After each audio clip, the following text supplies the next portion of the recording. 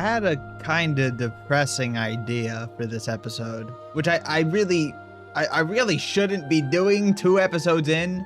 The first one was so like, yippee, I get to make a forever world, and yippee, wow, woohoo, it's gonna be so cool. And then I'm like, I'm going to make this as edgy as possible. No, that's not quite true. Actually, you know what? I don't want to listen to the weather. I am gonna do weather clear. I'm sorry. I'm sorry. I've been thinking, I was thinking, what is this series, right? It's something where I can just build whatever I want in creative on a whim, right? There's no structure to what I'm building or when I'm building it or how I'm building it. So what is gonna give this series structure? And I realized the thing that has to give this series structure is the intent. It's why this series exists, which I think I've figured out what I want this to be. I am going to make this series a conduit, I guess would be the right word. A conduit of the things I still want to talk about. Stuff that that's just not relevant to like EchoCraft, like it just not relevant stuff at all in that kind of context, but is still very important and I still very much want to talk about, which gives me the opportunity to kind of make the things that I build relevant to things in real life, things that I care about a lot, that I want to spread awareness on, you know? I actually drew a little bit of concept art for the thing that I'm building here, and I'm only going to do the texturing about down to here because only this top section is really what I'm worried about for this episode, because I don't have time to do this whole mountain or anything. So I had the idea to kind of build things here in a sense that they could represent things. They could represent different parts of my thought processes, different things I'm thinking about at different times. And I'd said last episode, as I was thinking about the idea of this series, how it could be a time capsule, right? For my life and for the things that I'm doing. It can also be a time capsule for the things I'm thinking. And right now, something I've been thinking about a lot, which I think kind of came out subconsciously with this build, if I'm going to be honest, and with my reemergence of playing, and I did end up finishing Horizon Forbidden West, is the abandonment of science, the kind of rejection of science, which is a bad thing, by the way. Just for everyone's information, man, it's really hard to build and texture. It's really, I can't speak. It's really hard to texture and speak about things at the same time. This is way harder than I was hoping it would be. All right, we'll call it that for now. I think that's enough texturing down the line. We can pick that up later. So I had an idea to make this, to kind of start out this build. I wanted to kind of turn this series in a direction that I wasn't really initially thinking, but I think it's interesting. I think it's an interesting concept at the very least, and we'll see if this does as well or better than the last episode. I want to build things that represent things that are important to me in the moment that I build them, and that I'm thinking about a lot in the moment that I build them. And so today I want to build a area around this already existing structure, the abandoned, rundown telescope that we built here. I want to build some like spruce trees and evergreens around this and some other random trees. I want to do a little bit of texturing here, and I want to make a fence. I want to make a chain link fence or something kind of around the whole thing here. That's kind of barring it off. It's not just going to be something pretty. I want it to represent something. You know, I'll just build things and I'll talk about them as I'm building them. There's a pretty worldwide push, but especially where I am in the United States. Not by the majority of the population, I would say, but by a loud minority, to leave important parts of science behind, or to stop trusting, And I understand the stop trusting. you know, it's hard to trust things anymore. But it's unfortunately coming at the loss of a lot of really good science, and a lot of really good things that can come from that science. For like, one of the main things is NASA budget, which I like, it's directly connected to the telescopes. If you didn't know about me, I'm a really big space guy, really big exploration guy. Love NASA. I want them to do more good things, and I want them to have funding to do more good things. Artemis 2 recently happened, and I think it's a great example of why we should give NASA money to do great things, because it's not like we're just sending people to the moon for the funsies, right? That's the thing. I don't know what it's from, and I don't know if I could ever really understand it, because for me it feels so counterintuitive. The modern world as we know it is shaped by our understanding of science. Everything I'm doing here would be impossible without the crazy amounts of science that we have done in the last couple hundred years. Even if they're not being intentionally abandoned, they're being accidentally left behind. There's a lot of that. I think there's plenty of people out there who are like, yeah, NASA's awesome. I think NASA should like keep going.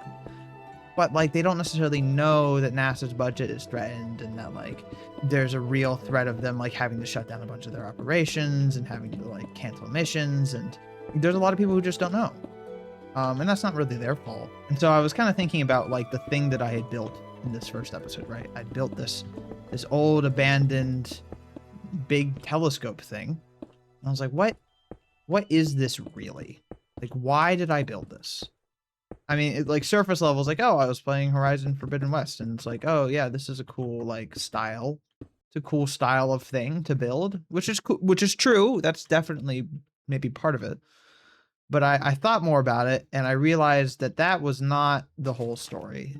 If you're building in Minecraft like I do, things that you build will end up being in some way representations of the things that you're thinking about in the moment.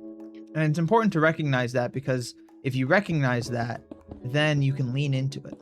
If I recognize that, yeah, I'm building this because in like my subconscious, I'm really worried about this particular issue. And I can be like, well, okay, how can I build this to make it more lean into that? And that gave me some ideas with this particular build, not just like the terraforming. The terraforming is just setup for what I want to do with this. I suppose I should probably make the thing that I was really thinking about when drafting up this idea. It's not just that science is becoming more and more threatened, which on its own is like, yeah, there are whims and sways of different people, and it's like, yeah, you gotta step up to plate for it sometimes. But all in all, it ends up okay, and everything's fine. It's not. Thing is, it's not quite like that right now. Right now, it's not just like there's some minor forces that are trying to like push us away from things for whatever reason, right? It's a little more complex than that. Because right now it also feels like there's whole movements, and that is scary to me. That is really scary to me. Not only stop conducting more science, but also abandon the things we've already discovered and to lock it away. And then once I thought of that, I was like, okay, there's something here. There's something here to kind of represent. And so I want to make a fence around this, because, you know, like old decrepit, like it kind of makes sense already. It's like, oh yeah, decrepit buildings, you fence it off so people don't like break in and hurt themselves or something, or like steal things. I don't know. And the cool thing you can do with wax exposed copper is you can make sections of your iron bars look rusted. That looks pretty good.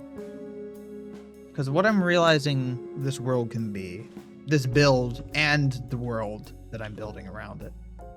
This world could be not just a conduit for my creativity, but also a general conduit for my thoughts, which is a lot more dangerous for me, and for the sake of making videos that people actually care about.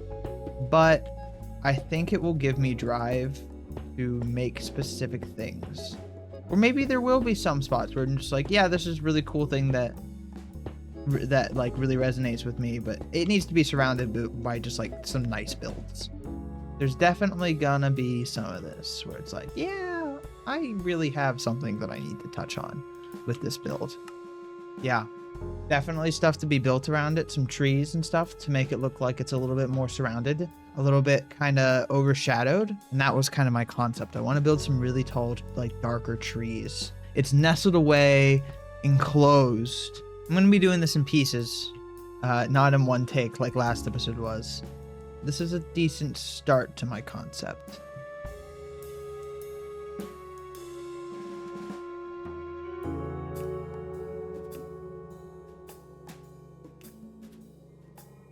Okay, it's been a handful of days because I have just finished my finals now, so I can actually lock in on this, but then I'm leaving. So I'm trying to get this video out quickly because I don't have much time to finish it, and then I'm going to be AWOL for a while. A little bit of andesite definitely did the trick there with the shading. So my other idea that I had, I want to make the telescope feel kind of surrounded. So I want to make a tree design that's tall and kind of imposing. And then once I'm done with it, I can copy paste it a little bit around, but I'm going to be making at least a few variations. So it's not going to be too boring. Yeah, the proposed cut to NASA spending is down 50% from what it was in the last handful of years. Keep in mind, NASA funding has already been low historically. Like they're doing well with what they have, but they don't have a lot. They don't have a lot to work with. I think it's Neil deGrasse Tyson who explains it like, imagine the total amount of spending from a taxpayer that the government has, that the American government has, is a whole dollar bill. It's like $1. Just $1. Imagine that dollar can be split up into fractions, you know, cents and quarters and whatever for spending across the government. NASA, at the rate that it kind of has been over the last 20 years, is using about half of 1 cent of the taxpayer's dollar, which is minuscule. It's minuscule. It's not. It's barely anything to look at. And you know, if I was in charge, it'd be double or triple what it is now. But regardless, they might be able to keep Artemis alive if they do that. But you want more probes going to Mars? No, that ain't happening.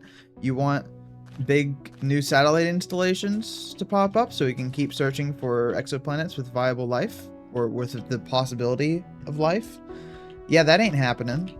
And NASA's not the only victim of this mentality where it's like, oh, it's okay to cut all this stuff because it's austerity, you know? It's what the UK went through, the 60s and 70s, more like the 70s, the Ronald Reagan, Margaret Thatcher era. That's austerity. The rational argument that is attempting to be made is that NASA costs too much, and oh, they can't afford it, and oh, it's this and that, and it's whatever. It needs to be curtailed. It needs to be investigated so that we can make sure that they're spending the money appropriately. Yada yada yada. And then they failed to mention that they've spent $25 billion over the course of the Iran war. A lot more than NASA's ever used in a year. I mean, NASA, the highest point in the last 20 years that NASA was ever at was just under 10 billion a year. Not only is the point of this for me to say it's bad and we should stop this, but also the rationale and the logic behind it is incomprehensibly bad as well. It doesn't even make sense. Let's see if we can clone this enough times to make it feel like it's a little fuller. Okay, that's pretty good. That's the first few trees. And it is kind of a runoff effect of uncertain economic times, of course. The people are worried economically about their futures and about the stability of their nations, with rising national debt all over the world. But unfortunately, we're slipping back into old bad habits again of austerity, of cutting instead of trying to fix the root problems. And it's a tried and true tactic, to cut public funding for things and say, oh, look at how inefficient these are, because of various reasons, never mentioning, of course, that the reason that they're inefficient is because public funding was cut from them, and then using that as an excuse to either cut more funding and continue the cycle or close them down entirely. If you're wondering how I'm managing to make these trees, I don't know. I have no idea how I make trees. I can't explain it at all. I kind of just make shapes, fences, and gates and walls that look vaguely like branches, kind of in the shape of how real tree branches would do. And then I just block leaves around them and hope that it looks good. And sometimes I see a block that looks out of place and I'm like, I'm gonna move that one.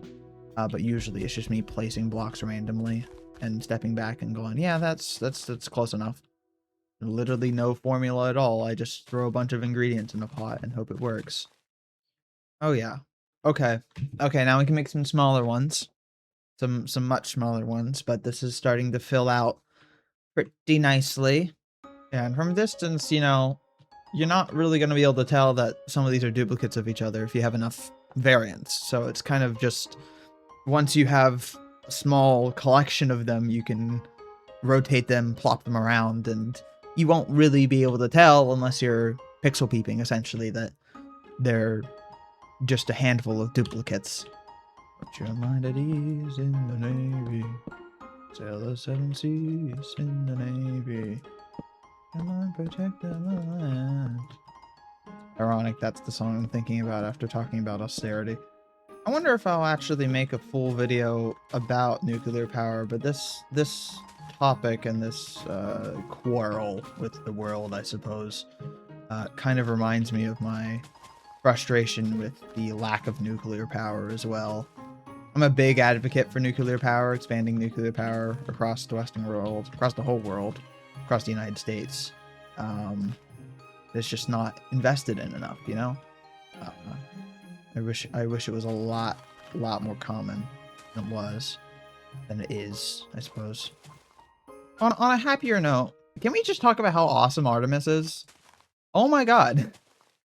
Absolutely incredible, the stuff that they've been able to do. Actually, let me look up what was the budget of NASA during Apollo.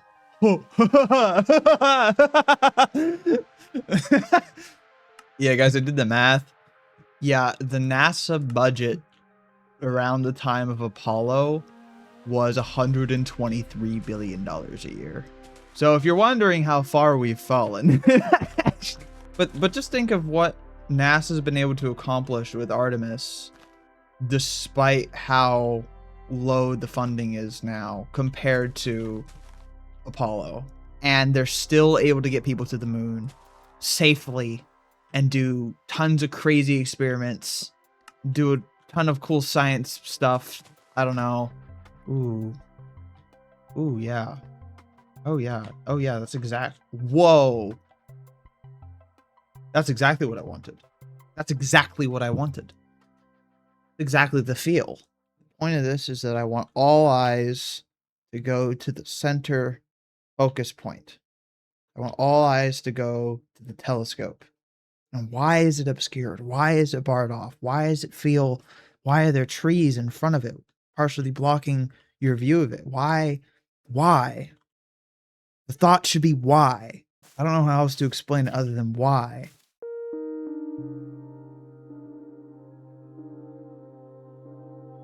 I think this is a great representation of what was in my mind when I started this. It's not over. This part of the project, this part of the world is not done, obviously, but look, we've actually got something substantial on the map now. We can zoom out and look over and see like a part of her world. What does this look like from ground level? That's so cool looking. Whoa.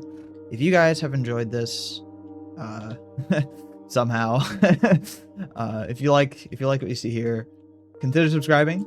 It helps me out a lot, and you'll be able to stick around and see where else this Forever World goes. What else will I get to build? Where this particular project goes. I have a couple of ideas, some hope to add into the soup of pain and suffering and sadness and despair. Some little things to kind of round us out on a high note. This little chunk of the world. But yeah, thank you so much for watching, and I'll see you next time. Bye-bye.